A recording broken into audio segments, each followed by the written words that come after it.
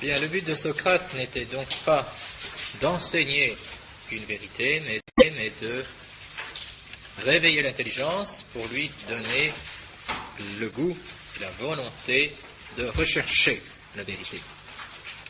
Ce qui fait que Socrate a éveillé les intelligences par ses dialogues, par ses interventions, mais il n'a pas écrit l'ouvrage, il n'a pas fait d'œuvre. Et on peut dire que sa plus belle œuvre, directe en tout cas, eh bien, c'est tout simplement Platon. Platon, lui, a écrit des ouvrages et il a prétendu, en tout cas, au moins, dire quelle était la vérité, donner une vérité des choses. Platon est mort en 348, donc il a vécu au IVe siècle, à l'époque où il y avait des guerres entre les cités grecques, donc une guerre interne, des guerres internes à la Grèce, et où la Macédoine commençait à monter en puissance, donc un certain temps d'instabilité, et puis de commencement de suggestion politique de la Grèce par rapport à la Macédoine. Platon, de son vrai nom, Aristoclès. Aristoclès, de son vrai nom, surnommé Platon à cause de son front, la largeur de son front. Aristoclès, Platon, est né à l'île d'Égine, dans l'île d'Égine, une île qui se trouve en face d'Athènes, dans la mer Égée. Et comme on le dit dans les leçons que l'on lit pour les saints, dans l'église, en liturgie, ex nobile genere ortus, c'est-à-dire qu'il est né de naissance illustre ou noble. Il a reçu une éducation littéraire assez forte auprès de Cratyle, et puis il s'est joint à Socrate. Platon est un disciple de Socrate, tout simplement. Platon est un disciple direct de Socrate. Après la mort de Socrate, il a voyagé beaucoup.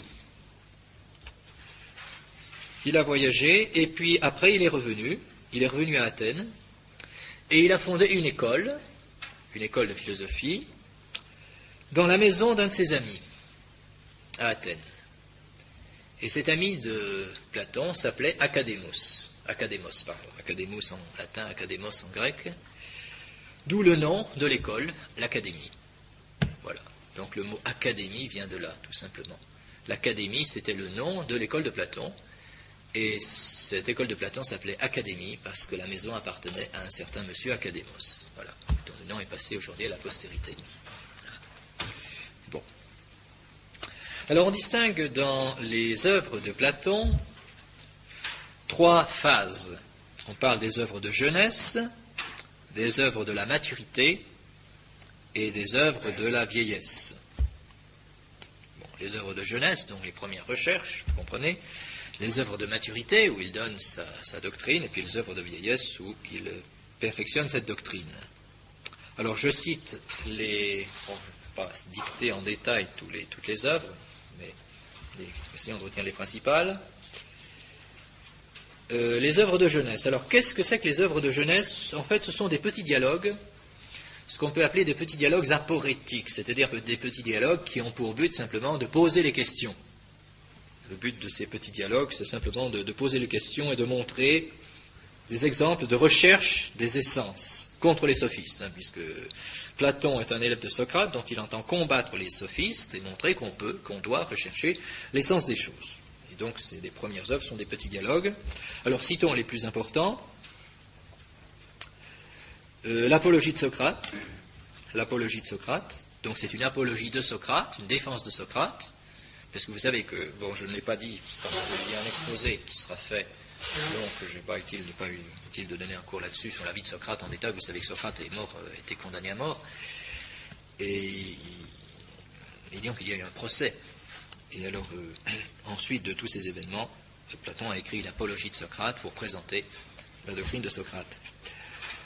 Citons également Euthyphron, le dialogue, ce sont des dialogues. Euthyphron, Criton, et le Protagoras, que je vous avais cité l'autre fois.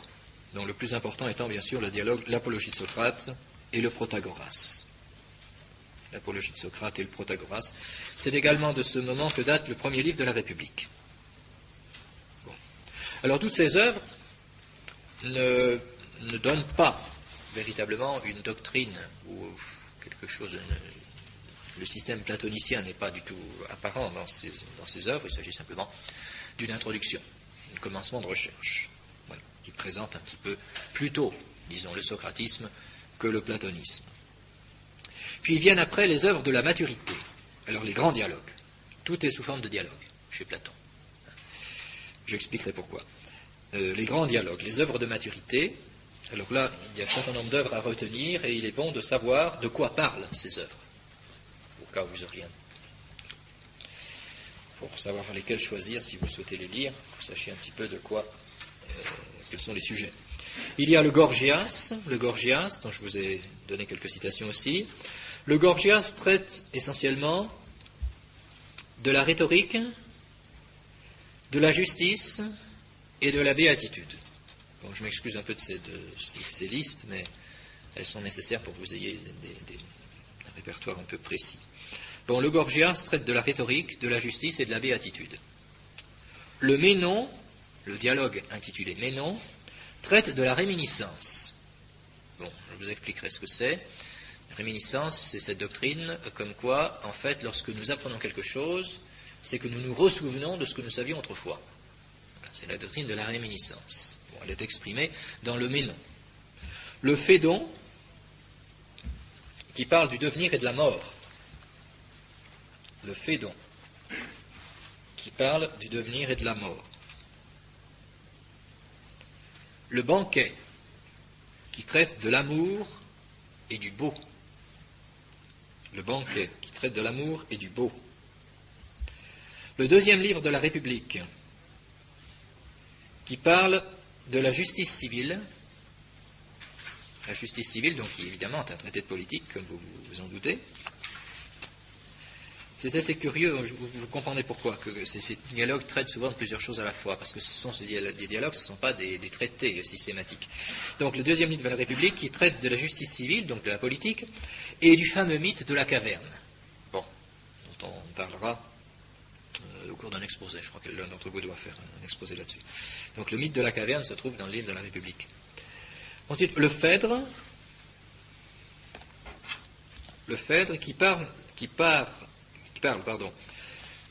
de la sensation comme voie vers la contemplation, qui montre comment on passe de la sensation à la contemplation, et qui parle des idées innées.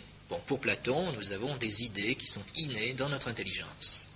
Bon, alors ceci est expliqué dans le Phèdre. Bon, et il y a aussi d'autres dialogues qui sont écrits à cette époque, je crois que ce n'est pas utile que je vous en donne la liste. Et puis, il y a les œuvres de la vieillesse. Le Parménide, bon, qui prend le nom du grand philosophe, métaphysicien Parménide, qui traite de la classification des choses, classification des idées. Le Théète, qui traite de la connaissance,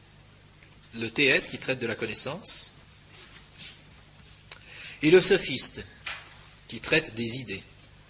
Bon, Parménide, la classification des idées, Théète, la connaissance, le Sophiste, les idées, la doctrine des idées. Voilà. Bon, il y a aussi d'autres dialogues. Bon, je ne sais pas, il y a beaucoup de choses, l'œuvre est assez grande, je ne vais pas vous donner une liste en détail, ce n'est pas utile. Alors, essayons de comprendre la doctrine de Platon. Alors, je précise que, comme je vous l'ai dit dès le départ, je n'entends pas ici vous donner un exposé complet de la doctrine de Platon. Ce n'est pas mon but. Si vous voulez un exposé complet de la doctrine de Platon, il vous suffit de vous référer aux ouvrages. Ce que je voudrais faire, c'est simplement essayer de vous faire comprendre l'intuition, les grandes intuitions de Platon, quel est le sens de sa doctrine, le sens de sa philosophie, ce qu'il y a de plus fondamental et comment sa philosophie a pu naître dans son esprit. Donc, essayons de faire un peu, en quelque sorte, de refaire en quelque sorte le cheminement de Platon. Donc Platon est un élève de Socrate. Donc, contre les sophistes, eh bien, il entend chercher la vérité. Les sophistes, je vous le disais, ne veulent pas de vérité, eh bien, Socrate réveille l'intelligence et dit qu'il faut chercher la vérité. Eh bien, c'est ce que veut faire Platon. Il faut chercher la vérité. Et alors, précisément, contre Héraclite, il y a une véritable science. Il y a une véritable science. Il veut essayer de trouver une véritable science. Pour Héraclite, vous savez, le flux héraclitéen fait qu'il n'y a pas, on ne peut pas savoir, on ne peut rien savoir, étant donné que les choses sont sans arrêt en mouvement continuel. Bon, donc il n'y a rien de possible de savoir. Alors, donc, pour Platon, au contraire, il faut chercher la vérité, et il y a une vérité, il doit y avoir une véritable science. Alors, pour cela, pour admettre, pour défendre, pour maintenir qu'il y a une véritable connaissance et une véritable science, eh bien, Platon assume en partie la philosophie de Parménide et celle de Pythagore.